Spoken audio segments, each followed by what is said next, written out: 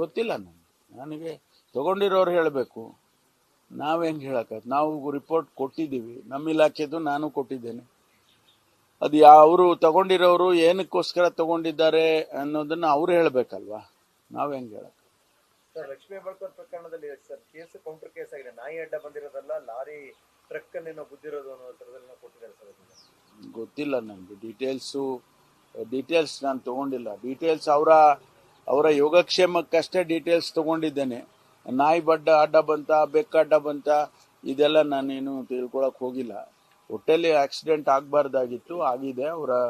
ಅವರಿಗೇನು ತೊಂದರೆ ಆಗಿಲ್ಲ ಅನ್ನೋದು ಅಷ್ಟೇ ನಮಗೆ ಮಾಹಿತಿ ಸಿಕ್ಕಿರುವಂತದ್ದು.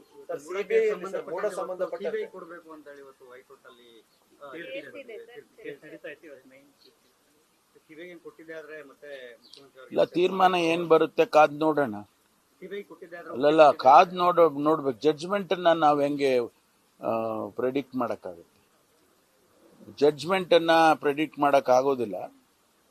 ಬರ್ಲಿ ಜಡ್ಜ್ಮೆಂಟ್ ಬರ್ಲಿ. ಸಾಯಂಕಾಲದೊಳಗಾಗಿ ನಮ್ಗೆ ಏನಾದ್ರೂ ಮಾಹಿತಿಗಳು ಸಿಕ್ಕಿದ್ರೆ ಅದಕ್ಕೆ ಏನು ಅನ್ನೋದನ್ನ ತಿಳಿಸ್ಬೋದು.